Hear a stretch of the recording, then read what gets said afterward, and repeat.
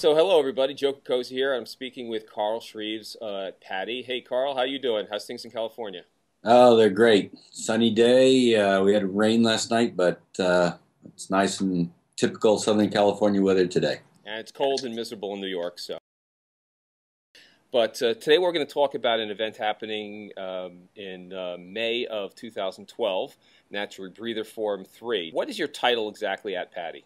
I'm the technical development executive, and I work in our product development division. Okay, and what does that actually mean? We're the wing of PADI that works on the development of new programs, courses, and the support material. Technical development is the wing of PADI that does product development. So I work on course design. I'm one of the writers, photographers, and I work on some of the video production, some of the online production, and those kinds of things. Well, let's talk on the tech side how this relates to rebreathers and your work that you've been doing with RISA, and I mean you, I mean PADI, with RISA and developing the different standards for rebreather training, and particularly the T and the R training. RISA is developing their own standards, and as they should be. That's appropriate. They're manufacturers. We're not. We do have an interest, however, in seeing what they do. So we certainly encourage the development of RISA, and we're there as affiliates. So we advise them on what does and doesn't work instructionally, and they tell us what does and doesn't work technically. So explain PADI's philosophy towards education, and how does that translate to rebreather training? Well, that's a good point. Really, we've always seen a big division between, or distinct division, probably a better word, between recreational diving and technical diving. And in the last couple of years, we've seen the rise of rebreathers that are clearly designed for and appropriate for recreational rather than technical divers. They're for no-stop diving. They're for 30 meters and shallower, fully automated, and they're appropriate to a response where you get the little blinking light, you go up. That's really all you need to know. Flip one switch. Essentially, yes. Yeah. The bailout valve, which is a lever or something you turn, puts you on open circuit, and you head up. And obviously, there's more to it than that. But compared to the tech diver who can't always go straight up, the tech diver's in a cave or has decompression. So that diver needs a different level of training and also a different kind of technology that allows manual control of the unit. So the division has been into what's called the Type R unit, R for recreational, and those are rigs appropriate for people who just want to do pleasure, no-stop diving. And that's what the PADI rebreather and advanced rebreather diver courses are for. The Type T unit, or technical unit, are rigs appropriate for people who want to get into technical diving with a fully closed rebreather. And that's what the Tech 40 CCR diver, Tech 60 CCR diver, and Tech 100 CCR diver courses are about. Interesting point is Tech 40 CCR diver is an entry-level program on 2 counts. It's a beginning technical diving program and a beginning CCR diving program because more and more people are moving into technical diving straight from open circuit recreational diving. They're going straight into rebreather diving. Okay, so you kind of have sort of parallel tracks. You have Tech 40 in open circuit, but you also have Tech 40 for the CCR. Yeah, Tech 40 CCR, and certainly what the divers do differs in a few ways. An interesting parallel is if you take a PADI advanced rebreather diver and a PADI Tech 40 CCR diver, they both dive in essentially the same envelope, down to 30 to 40 meters, primarily no-stop diving. On the PADI rebreather, advanced rebreather side, it's all no-stop diving. Tech 40 CCR diver, it's very limited decompression diving. That diver is really learning how to operate a Type T rebreather. Where the difference comes in is, let's say they're both swimming along at, say, 60 feet. And just by coincidence, both immediately get an alarm in their heads-up display, and it's exactly the same problem. Your PADI rebreather diver, advanced rebreather diver, is going to flip the switch, bail out, and go straight up. Your PADI Tech 40 CCR diver is a tech diver. It's more likely going to bail out, consult his gauge, look at his secondary, determine what it is, and may elect to return to the loop, begin manual control, and manually operate the rebreather and swim back underwater, because that's what a tech diver might do. So the initial tech course is a very similar window to the recreational course, but it really is setting the stage for becoming a tech diver. Let me rephrase that, because he is a tech diver. Setting the stage for decompression diving with a technical rebreather is what I mean to say. Well, one of the things about diving a rebreather is you can get dive profiles where you're in the no deco range, but if you're on open circuit, that would be a deco dive. So you're doing correct. Yeah. Correct. Like the Tech 40 CCR diver is qualified to do a single dive with a single decompression stop of up to 10 minutes.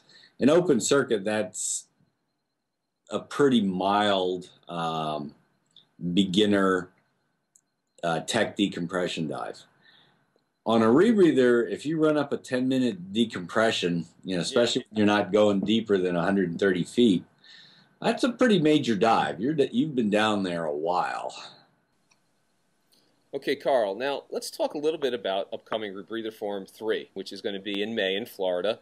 It's been about 16 years since the last Rebreather Forum, and what is Rebreather Forum, and why is a diver who's either a rebreather diver or interested in breathers, why should they go? Rebreather Forum 3.0 is a forum being organized and driven by PADI, Divers Alert Network, and the American Academy of Underwater Sciences.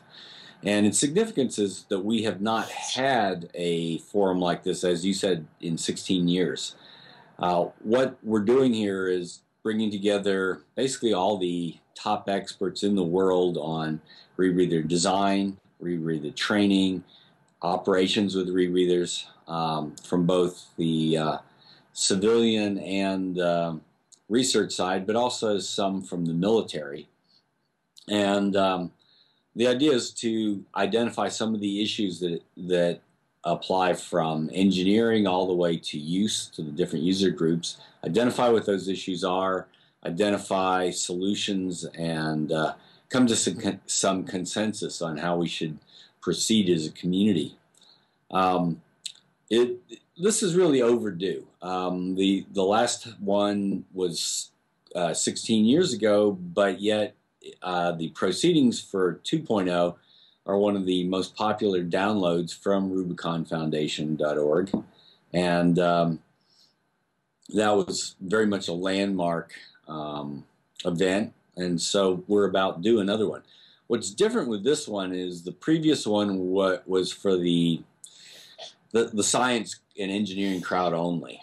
For the first time, we're trying to open it up to let the lay diver participate. And so there's several things the lay diver can do. First, the lay diver will have events on Friday, which are less part of the forum, more about having a chance to try the gear, to hear presentations from, really, those will run the spectrum. On the one hand, you'll have presentations that are very, very basic, if you don't know much about it, to the other side, which is real hardcore stuff from some of the manufacturers and so on. And that'll involve, like I said, also pool dives and so on. Then the Saturday and the Sunday will actually have workshops and speakers. This is a very moderated sessions. They follow the same patterns that are used in scientific workshops, followed by questions from moderators.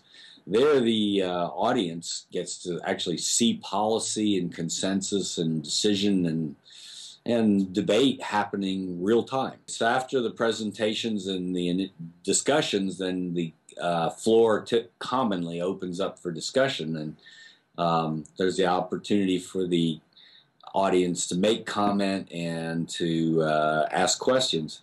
And what's significant about that is by attending this, you not only get to see it happen, but you have some opportunity to have a say, to participate. Yeah. Serious rebreather diver, this is good information, plus the fact that you're being part of it and meeting the people who are actually on the cutting edge. Right, and that was the next point I was going to make. Obviously, a lot happens beyond the workshops themselves. So this is being done at the Cree Royale in Orlando, which is just a gorgeous hotel. The participants get a wonderful package price, and so by staying at the hotel as well as by being part of this event, you're interacting with these people on a day-to-day basis.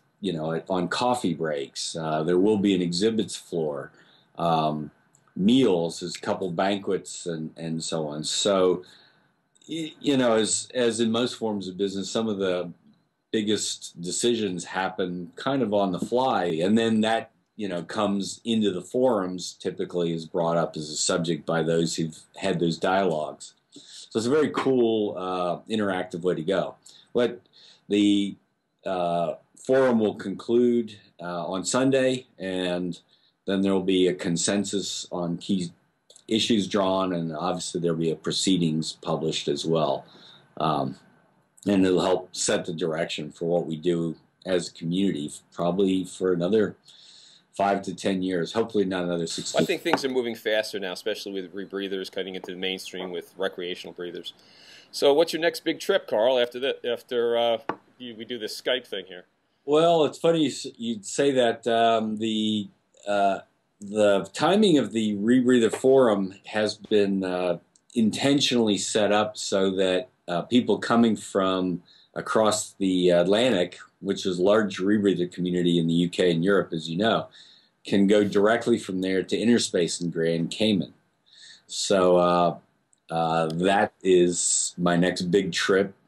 So I'll go from Orlando, and from there I'll go to Interspace. For those who aren't familiar, Interspace is also a major rebreather event where you spend a week diving rebreathers in the Cayman Islands, and an entire resort basically set up and dedicated to rebreathers, which works really well. If I can do the advertising plug, by the way, for those who want more information yes. on Rebreather Forum, we've told them about it. Well, how do you find out more? It's an unusual website. It's RF3, and the I don't know if you can see that, but yeah, RF3 30.com. Yep. And it's pretty easy Google search at this point as well. Okay, well, we'll have links on the show notes and in the YouTube page. Absolutely, and there's links on at PADI.com and Dan.org as well. Well, Karl, you seem very busy there in your office at PADI HQ. I'll let you get back to work. Thanks for this. We'll talk soon. Sounds great. Great talking to you as always.